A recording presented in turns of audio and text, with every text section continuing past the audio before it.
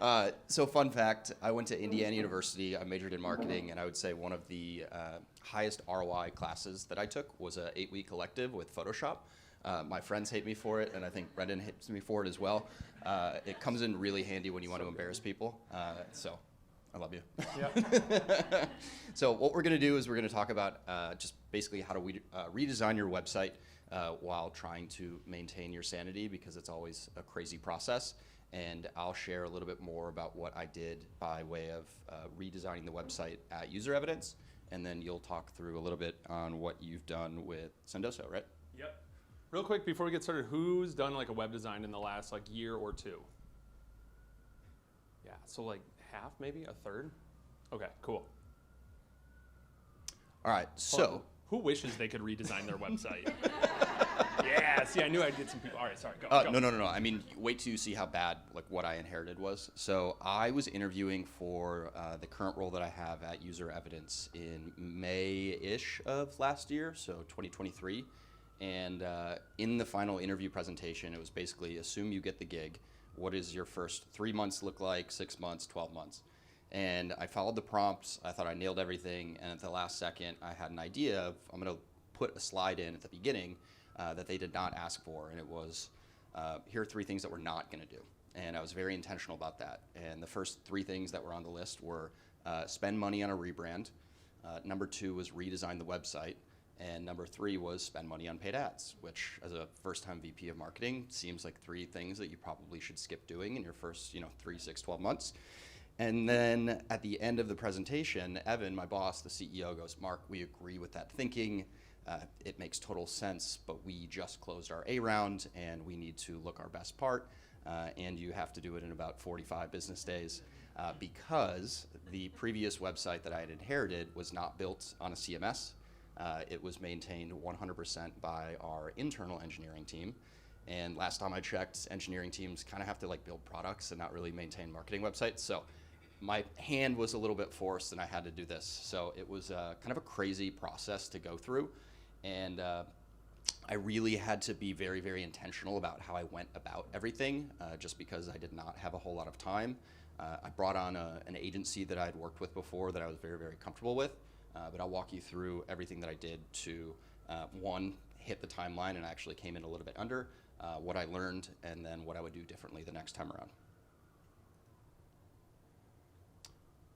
And then I was just at the Clue event a couple weeks ago, and Emma Stratton just had like amazing gifts the entire time, so I was basically just trying to find like good gifts to use. I'm not like that big of an instinct guy, I would say. I'm not at all.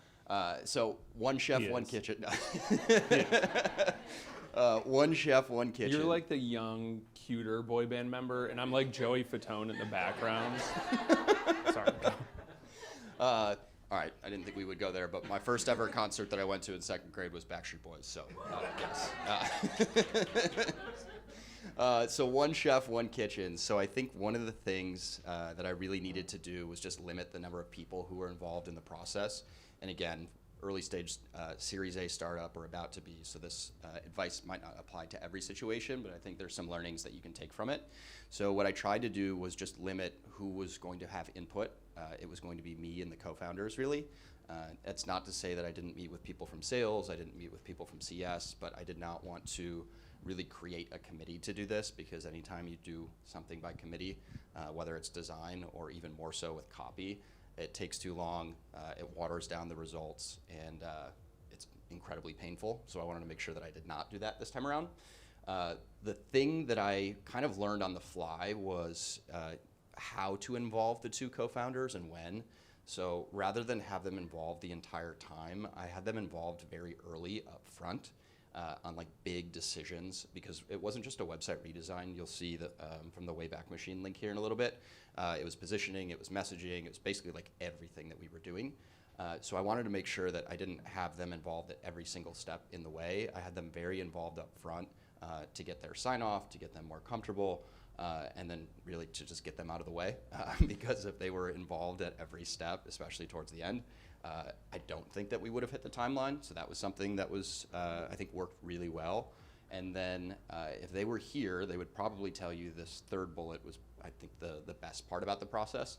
So we went from like a 4 or 5 page site to probably think it was like a 10 or 12 page site for the V1.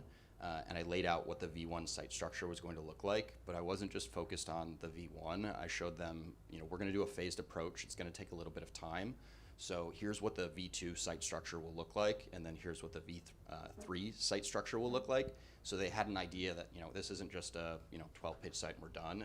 I have an eye on the future, and this is how we're going to continually knock this out and use a phased approach. So I would say if you can do that up front, whether you're a small startup, a late stage startup, or a massive company, that works really, really well, because then you show the vision for what you're doing and get people excited, and they know that you're not just gonna say that you're done with the V1. So first question here, since there were so many hands who have done a website redesign recently, how have you gotten leadership on board with some of the big changes that you were proposing to make? Absolutely. I learned that the hard way at my last company when I went about something like this, and I didn't really use customer input up front. I was more of my thoughts for what I think that we should be doing, and the sooner that you can get out of your own head and your own words and show that the market, this is how they talk, this is what they're thinking about, you'll get things approved faster. All right, was not perfect. I'm a big workaholics guy.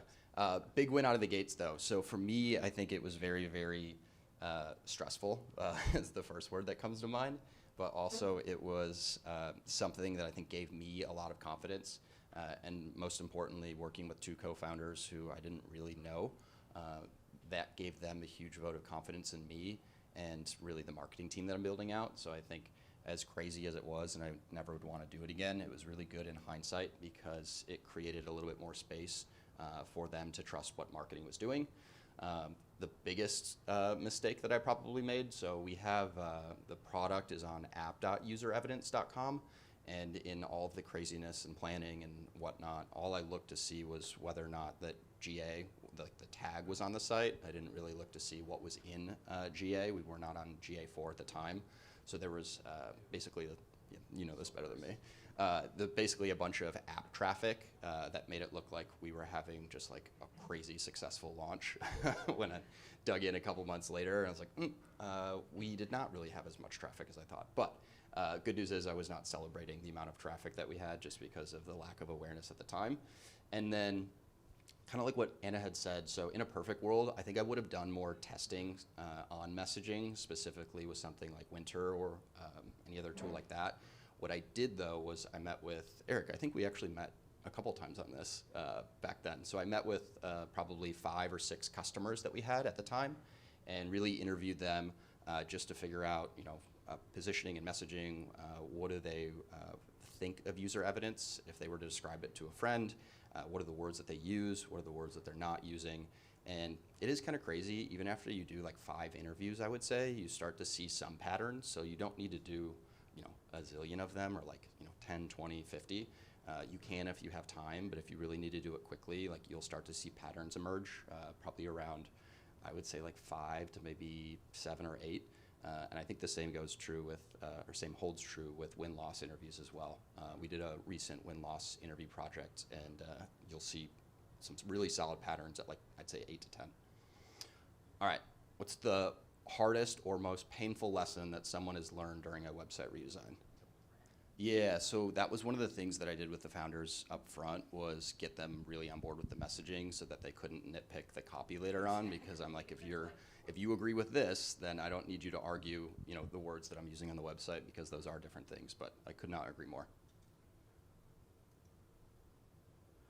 So we probably can't do this with the tech setup, but when you share the slides, if you have 5 minutes, please look at the old site that I inherited. It is a hot mess.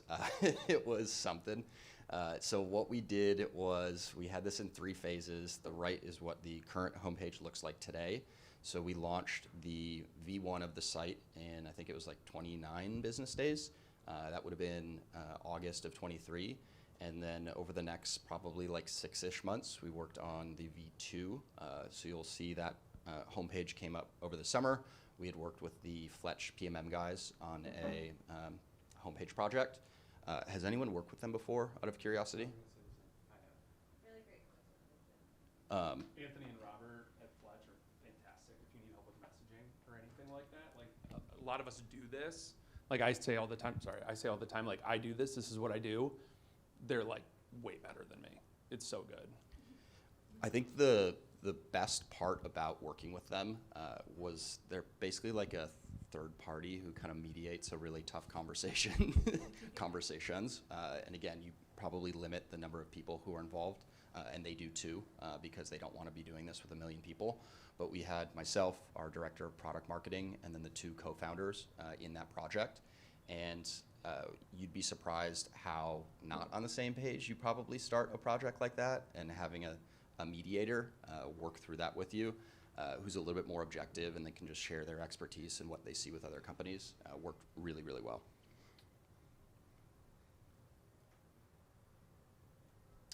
Alrighty, so this is hot off the press. I just posted about this on LinkedIn this morning. So we had started to add interactive demos to the site throughout really the phase 3 of this, which was starting in, Jason, when did we publish the first demo? We were working with Jason on these. I was gonna guess like 6 months ago. So like phase 3 was pretty much the last 6 months. So we were gradually adding interactive demos throughout the site. And with anything, I love borrowing. Like I don't like to come up with ideas from scratch. I do like to put my own spin on them, so I'm not just completely plagiarizing. But I think for us, I was looking at what Eric had done with Clue, the Rally Interactive Demo Center, and then Natalie, what was the third one that I liked? Yes, I love that. So I basically cherry-picked the best of everything in each of those examples and put my own spin on it. And then the other big thing, and this is something that I've had to do before with my last company that I was at, there is some hesitation about adding interactive demos to the site, especially from salespeople, because then you get people saying that you're stealing their thunder, what do I show in a demo? And how I've always gone about those conversations is this. The goal of using, or at least my goal of using interactive demos on the site is to attract not just the right people, but to weed out the wrong people and the tire kickers. So if you show something on the site and somebody is not really that interested in it and they weren't going to be a good fit, that's a good thing, because then you're not wasting the sales team's time talking with tire kickers. So that is something that has gone a long way when I've been setting expectations internally. And then we had quietly launched the what used to be called the Boring Interactive Demo Center, until Eric called me out yesterday about not having more than one demo. We had 6 on the site, but we did not have them in a single spot. So I basically was sitting on my computer next to Eric after he was done presenting yesterday and figured out, like, all right, how do we come up with something that's a little bit more creative? We're headquartered in Jackson, Wyoming, and we're starting to lean a little bit more into our Western roots. So ChatGPT helped with a couple initial ideas, and then I combined the best of what I liked, and we landed on the demo ranch. So I'm very, very excited about it. We've seen some really good initial results so far. So we launched this, I would say, probably like 3-ish weeks ago, but we've had interactive demos on the site for the last 6 months. So these results are really from the last 6 months, but we've been able to see that. We were talking about it in one of the roundtables, just based on pushing the UTM values through to the deal objects that we use in HubSpot. So it's awesome to be able to have like actual proof. So when the co-founders are asking, these are great, but what are the actual results that it's driving? And I pulled those results up in my, I call it a 1-on-2. I have a marketing meeting every week with the 2 co-founders, and they were really, really happy just to see some initial momentum so far. And we are just scratching the surface, I think, with how we're going to use Navattic on the website, and then in addition to onboarding, training, enablement, you name it. Hi, I'm not Mark. I'll have you know Mark added the subheadline there. I luckily saw it before I got up here. He tried to sneak it in. Well, he was telling me last night, we went and got pizza together and practiced our presentation. No, we didn't. We did get pizza though. He's like, oh, did you see the slide that I added? Like the transition? I was like, yeah, I saw it. Like not thinking that he would see it just yet, but he saw it this morning. Yeah, so hi, I'm not Mark. All right, cool. So let's talk about when a refresh is needed. So I stole a couple of things from Mark in how I've kind of organized this. I'm just gonna speak freely. Drive deeper connections and ROI with Sendoso's direct marketing. See how Sendoso can help increase pipeline, ROI, and customer retention. Here's a fucking plan. What? Like, what do they do? I have no idea. Direct marketing. They do direct. Are they an agency? Do they sell plants? We have no idea. Also, book a demo, free trial. Free trial of what? This is when you know you need the refresh, right? These are the core 3 things. And a lot of, like, a refresh is also a wonderful time if you, like, obviously we're all customers, we're all using things. It's just the best time to, like, do a refresh of demos or, like, expand how you're using them. It's the easiest way to get buy-in for these things, which is what I found. I think Mark would agree. You guys have probably all experienced this too. Sendoso had 3 huge problems. 1, nobody knew when to, and I'll elaborate on these. Nobody knew when to buy Sendoso. They had no clue. Raise your hand if you're familiar with them at all. Now, put your hand down if you know the name but don't know what they do. There's a couple people. All right, cool. So it's still a thing, right? The other thing we heard constantly is they're expensive. What does that mean? We didn't know. Nobody knew. Just was a thing people thought. And they also thought, like, this is another thing that we're going to have to manage, which was really frustrating. They didn't, like, I call this the Salesforce problem. Raise your hand if you know when to buy Salesforce. Perfect answer. I thought it was when a VP of sales tells you to buy it. Yeah, when your VCs tell you need Salesforce. There's like 50 people here, and it's 2% of smart marketers nobody knows when to buy Salesforce. Salesforce is well aware of this. We all know, like, it's a thing that you should have at some point. People freak out, like, if I buy it too early, I'm wasting a bunch of time and money. If I buy it too late, I'm leaving money on the table. Nobody knows when to buy Salesforce. Sendoso had the same problem. They were also seen as a vitamin, not a painkiller. They did gifting or direct mail. It was just like, yeah, maybe we'll add that, but we don't really need it. It's not that we'd rather, yeet $1 million a year into the sun with Google ads than send some presents to people. Like, it just didn't feel like a thing that they needed. And our audience was also buying too early or too late, which led to a lot of, like, churn issues. The other thing that we weren't helping, even when they did a redesign first. In a lot of redesign, I think content is design. I think we could all agree. They started with this, though. Can we all agree that people buy from people?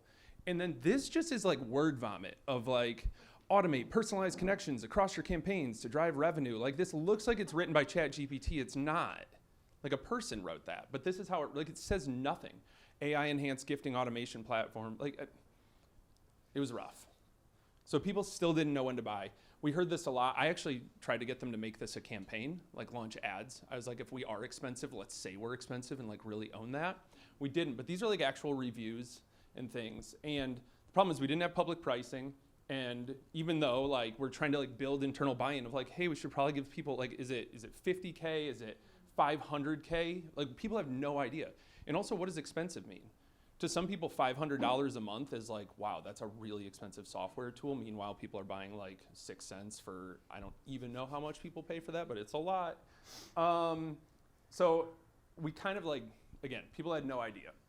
We didn't help here. This is the marketing leaders page. Look at these bolded terms. Fuel revenue growth, demonstrate value, amplify your brand. Cool. I still don't need that. Like, what does that even mean? None of those are pain points. Like, nobody wakes up in the morning and they're like, I really wish I could demonstrate value. Like, this is not a thing. I also think this meme's hilarious, and I made it. It's another thing we have to manage. They thought, like, you're gonna have to stack, like, we're all up to our freaking eyeballs in work. We don't have time. Or another person, like, do we have to hire somebody to do this? We have also, who does it? We don't know. Nobody knew. This is the top of that marketing leaders page. The fucking plants again. Like, what are we doing? Somebody loved plants there. But even this, can you imagine a marketing leaders page where we explain to you what the CMO acronym means? It's you. You don't know what it means. Like, it just reeks of, like we're now all of a sudden you come to this page, now we're a sending management platform. Again, what? We don't know. Nobody knew. So how do we fix it? We changed a couple key things. First, we talked to customers, as well we should. We found out 3 main pain points they had. And we wanted these, like, category entry points. My friend Liam Maroney talks about these all the time. It's when I experience this problem, I think about this brand. So we changed from, can we all agree? And this is good, like, I don't even know, trying to get alignment of, like, yeah, we're directionally agree with what your company thinks. Here it's just, I want to generate more opportunities. And if you go to their homepage, it scrolls through like 3 different things. And then it talks about, instead of saying like we increase ROI, just tell them the numbers. Like these are all real numbers from their BI, from hockey stack studies and stuff like that. Like these are real numbers that we can do. And you can also look, we changed at the bottom here, I think I have a slide on this, from prove it and get started free, which like what do those mean, to book a demo and take a tour. All of a sudden things got really, really clear. We also redesigned a couple of these pages. Obviously we added a demo, only one of them.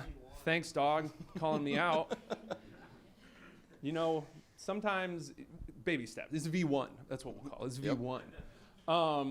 But we added this to like every freaking page that we could. Like it's everywhere on the website because that was a big issue. People are like, why would I pay for a gifting platform?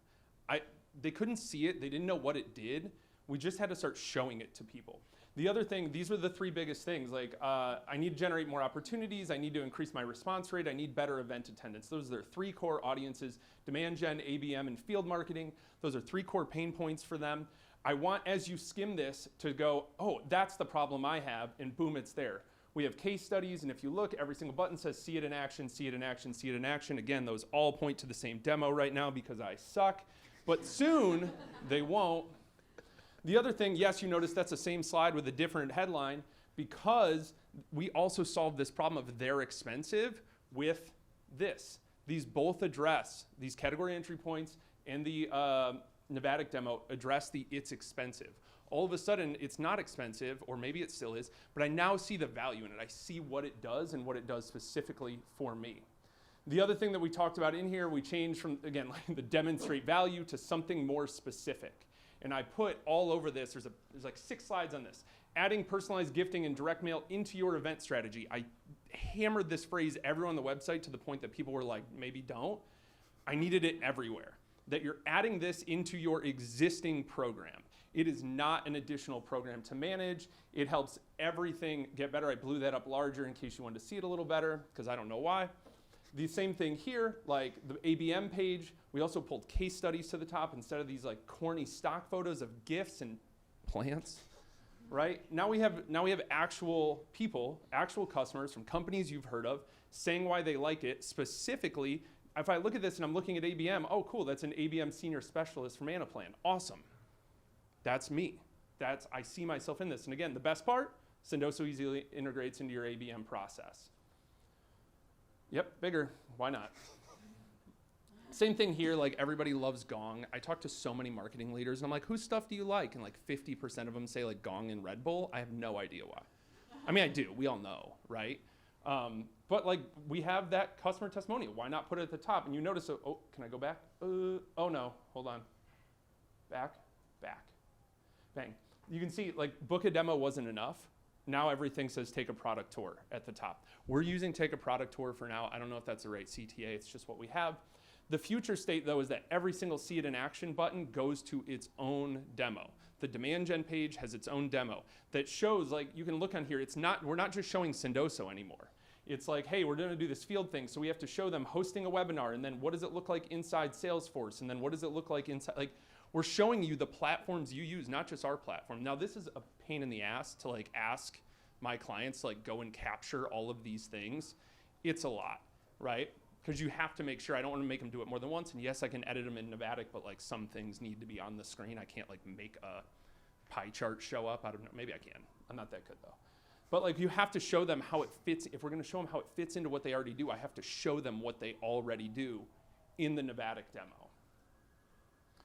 The results are really cool.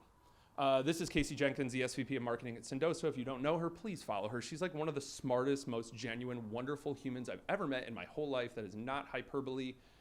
Please follow her. She's super smart. Record-breaking quarter across the board at Sendoso. They did a bunch of different stuff. I also helped with the SEO thing that I didn't highlight there, but I'm good at that, so we did that too. But we cut out a lot of unnecessary steps on the website. This first bullet point is something I want to highlight. The interactive demo solved a really big problem at their company. They had that free trial thing you saw earlier. When you're a gifting platform, free trial is a huge risk. Like I first found gifting through, I knew about Sendoso, but I had friends that worked at this company called Loop and Tie. You can use it for free. If you imagine there's a way to put money in and get items out with no governance, you encounter a lot of fraud. I had no idea. I'm like, what would be the risk of a free trial? And Casey was like, oh, they launder money through us. That's why I'm not a CEO, right? I'm thinking about like marketing like dumb. Why wouldn't you have that? And she's like, oh, because we're all gonna go to jail and the company's gonna get closed down. Like, not really. That is hyperbole. But like, we're able to retire a very high risk PLG motion that they should not have had. They wanted to show people the product. They couldn't figure out how to do it. We're able to retire that motion. This is the PLG motion now. People are more engaged. 100 people a week complete the tour, the single tour that we have, right? 9% click through to demo form. We now have Chili Piper embedded. I talked to the team. We know how to track that. We're doing a lot smarter things now. And it did everything for them. It increased acquisition, activation. We noticed a lot of people, like I was showing them like all these billion-dollar companies, like ADP is using a bunch of their, I'm like, they have like 50 users going through it. And they're like, they're a customer. They're using the interactive demo on the website to train to onboard people. Like, I don't know, it's awesome. So activation and retention. So it's just kind of like wins across the board. That's it from me. That was a little bit of monologuing. Let me take a deep breath. We want to hear from you.